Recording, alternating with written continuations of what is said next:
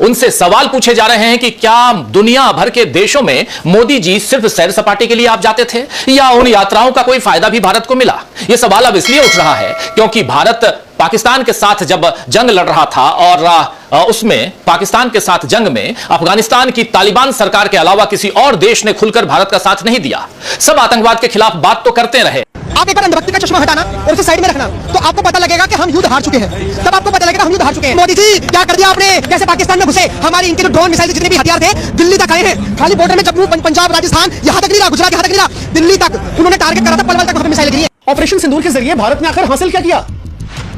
हमारे 28 बेगुनाह नागरिक पहलगाम में मारे गए। उसके बाद ऑपरेशन सिंदूर में इतने सारे जवान शहीद हो गए, 5-5 राफेल को नुकसान हुआ, सेना को इतना ज्यादा आर्थिक तौर पर नुकसान हुआ, सीजफायर के चलते दुनिया में हमारी बेइज्जती हो रही है, पाकिस्तान जश्न मना रहा है। देखो दुनिया पाकिस्तान के साथ खड़ी है। भारत को खुद दूसरे देशों को बताना पड़ा कि यह कार्रवाई क्यों हुई और अब अपना पक्ष मजबूत करने के लिए सभी दलों का प्रतिनिधिमंडल यानी एक डेलीगेशन अलग अलग देशों में सरकार भेज रही है। दरअसल 22 अप्रैल से अब तक के घटनाक्रम को देखें तो यह बात फिर जाहिर हो जाती है कि नरेंद्र मोदी केवल बातों के खिलाड़ी हैं। जब असली मोर्चे पर आकर काम करना होता है तो मोदी उलझ जाते हैं कि क्या करें और क्या ना करें, यानी उनमें नेतृत्व क्षमता की कमी है। मंच पर खड़े होकर टेलीप्रॉम्प्टर के जरिए भाषण पढ़ लेने से या अलग अलग परिधानों में, लिबास में फोटो खिंचाने से कोई असली नेता नहीं बन जाता है दोस्तों। नेता तो वो होता है जिसके फैसलों पर सबको यकीन होता है और सब जिसकी बात सुनते हैं। लेकिन देश की तो छोड़िए, बीजेपी का हाल ऐसा है कि वहां कोई अपने नेता की तिरंगा यात्रा निकालती है ताकि ऑपरेशन सिंदूर का सियासी फायदा लिया जाए और उधर उसके नेता सेना के खिलाफ बयान देने के साथ साथ तिरंगा से पसीना पोंछते हुए दिखते हैं। बीजेपी नेता राहुल गांधी पर सवाल उठाते हैं कि वो बिहार आकर राजनीति क्यों कर रहे हैं, क्यों पहलगाम में जाकर पीड़ितों के पास नहीं जाते, और ऐसा कहकर वो मोदी को ही कटघरे में खड़ा करते हैं क्योंकि मोदी आज तक न पहलगाम पीड़ितों से मिलने गए और न ही सचिव विक्रम मिश्री जब सरकार के निर्देश पर ही सीज फायर की सूचना देते हैं तो उन्हें ट्रोल किया जाता है। सरकार ने साफ साफ अब तक नहीं बताया है कि देश भी युद्धरत है या जंग खत्म हो चुकी है या कुछ समय के लिए रोकी गई है। न जाने किसके निर्देशों का इंतजार मोदी कर रहे हैं। उधर विदेश मंत्री एस जयशंकर का भी एक बयान आया है जिसमें वो कह रहे हैं कि हमने पाकिस्तान को बता दिया था कि हम आतंकी ठिकानों पर हमला करेंगे, सेना पर नहीं। सेना के पास अलग रहने का ऑप्शन था लेकिन पाकिस्तान ने हमारी अच्छी सलाह नहीं मानी।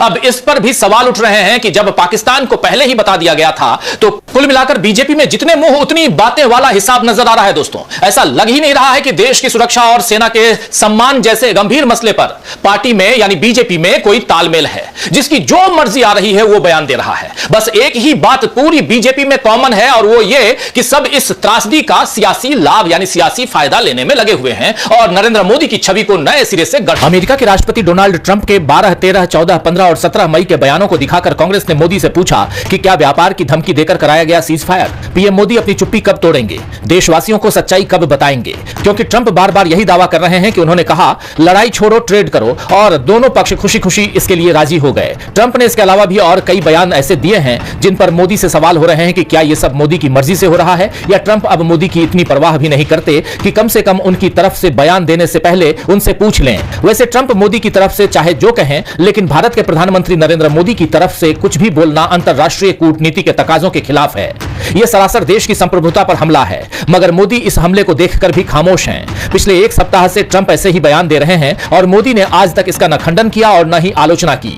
और जब बीजेपी सांसद कंगना रनौत ने ट्रंप की आलोचना की तो वो ट्वीट भी जेडी नड्डा ने हटवा दिया। इसका मतलब बीजेपी का यह आधिकारिक स्टैंड है कि कुछ भी हो जाए ट्रंप की बुराई नहीं करनी है। तो बीजेपी और मोदी ट्रंप के सामने इतना झुक गए हैं कि यह सवाल लगातार पूछा जा रहा है। इसका जवाब तो बीजेपी दे नहीं रही और कह रही है कि सेना मोदी के चरणों में नतमस्तक है। जी हां, मध्य प्रदेश में इससे पहले कैबिनेट मंत्री विजय शाह ने कर्नल सोफिया कुरैशी का नाम लिए बिना उन्हें आतंकवादियों की बहन बताया था। विजय शाह का मामला तो अब अदालत पहुंच चुका है। हालांकि बीजेपी उन्हें मासूम मानकर बचाने में लगी है। वहीं जगदीश देवड़ा तो अब कह रहे हैं कि उनके बयान को गलत तरीके से पेश किया गया। देवड़ा इसे सीधे अपने खिलाफ साजिश बता रहे हैं। कमाल की बात यह है कि बीजेपी सरकार भी उनकी, सत्ता और पुलिस भी उनकी, यानी बीजेपी और बीजेपी की सरकार, सत्ता, पुलिस सब उन्हीं की। फिर भी इतनी असुरक्षित बीजेपी क्यों है कि उसके नेताओं के खिलाफ साजिश रची जा रही है? वैसे सोचने वाली बात यह भी है कि साजिश रचनी ही होती तो सीधे मोदी के खिलाफ रची जाती, या राज्य का मामला था तो मुख्यमंत्री को लपेटे में लिया जाता, उप मुख्यमंत्री पर बात क्यों आती? लेकिन अब बचाव में तर्क देना है तो जगदीश देवड़ा ने दे दिया, लेकिन कांग्रेस ने इस पर प्रेस कॉन्फ्रेंस कर खूब खबर ली है। उनका फायदा उठाने में जल्दबाजी कर दी। बीजेपी को लगा होगा कि लोहा गर्म है तो अभी चोट करनी चाहिए, लेकिन ऐसा लग रहा है कि हथौड़ा लोहे की जगह पार्टी पर ही पड़ गया है। ऑपरेशन सिंदूर से सेना का पराक्रम तो सामने आ गया, लेकिन इसके साथ नरेंद्र मोदी की नाकामी भी सामने आ गई। मोदी में अपने फैसलों को लेकर आत्मविश्वास था तो उन्हें विपक्ष के सवालों का जवाब देना चाहिए था, लेकिन फिलहाल मोदी अपनी सरकार का पक्ष रखने के लिए प्रतिनिधित्व नहीं कर रहे हैं और प्रतिनिधिमंडल विदेश भेज रहे हैं। उस पर भी सवाल अब खड़े हो रहे हैं कि कांग्रेस के दिए नामों में किसी सांसद का चयन न करके बीजेपी ने शशि थरूर का नाम क्यों चुना? अगर सरकार को अपनी मर्जी से ही सांसद चुनने थे तो फिर उसने दलों से अलग अलग जो विपक्षी दल हैं उससे नाम देने के लिए क्यों कहा? खैर, अब ये प्रतिनिधिमंडल अलग अलग देशों में जाकर भारत का पक्ष रखेंगे। इससे पहले ऑपरेशन सिंदूर होने के फौरन बाद एस जयशंकर और अजीत डोभाल ने कई देशों को फोन पर इसकी जानकारी देकर भारत सरकार का नजरिया सामने रखा था। वैश्विक बिरादरी का सदस्य होने के नाते भारत का यह पहला कदम बनता भी है जो जायज है। लेकिन सवाल यह है कि क्या मोदी इस बात को समझ रहे हैं कि दुनिया में उनकी कितनी सुनी जा रही है? क्योंकि अब तक तालिबान के अलावा किसी और सरकार ने खुलकर भारत का यानी हमारा साथ नहीं दिया है। दोस्तों, विदेश मंत्री एस जयशंकर ने गुरुवार रात अफगानिस्तान के कार्यवाहक विदेश मंत्री मावलवी आमिर खान मुत्ताकी से फोन पर बात की। जयशंकर ने पहलगाम आतंकी हमले की निंदा करने के लिए मुत्ताकी को शुक्रिया कहा। 4 साल में यह पहली बार है कि भारत और अफगानिस्तान की तालिबान सरकार के बीच मंत्री स्तर की बातचीत हुई, क्योंकि भारत ने अब तक तालिबान सरकार को मान्यता नहीं दी है। इसके साथ ही भारत ने अफगानिस्तान में तालिबान की एंट्री के बाद 25 अगस्त 2021 को तत्काल प्रभाव से वीजा देना भी बंद कर दिया था। ऐसे रिश्तों के बीच अब जयशंकर ने कहा है कि भारत और अफगान लोगों के बीच जो पुराना दोस्ताना रिश्ता है उसे दोहराया गया और भविष्य में इसे कैसे आगे बढ़ाया जाए इस पर बातचीत हुई। वहीं तालिबान के विदेश मंत्री ने भारत से अफगान व्यापारियों और मरीजों के लिए भारतीय वीजा की सुविधा की मांग की। इसके अलावा भारत ने अफगान कैदियों की रिहाई और स्वदेश वापसी की भी अपील की। जयशंकर ने इन मुद्दों को तुरंत हल करने की बात कही है। दुश्मन का दुश्मन दोस्त कैसे होता है, तालिबान से नए संबंध विकसित होना इसकी मिसाल है। लेकिन सवाल वही है कि अकेले अफगानिस्तान को छोड़कर कोई और देश हमारे साथ क्यों खड़ा नहीं हुआ? तो बतौर प्रधानमंत्री नरेंद्र मोदी की विदेश यात्राएं जितनी चर्चा में रही हैं, शायद ही किसी और प्रधानमंत्री की रही हो। मोदी के हर दौरे पर यही बताया जाता था कि हर जगह मोदी के मुरीद भरे पड़े हैं। पिछले 11 सालों में विदेशी धरती पर मोदी मोदी के नारों की आवाज कई बार आपने सुनी होगी।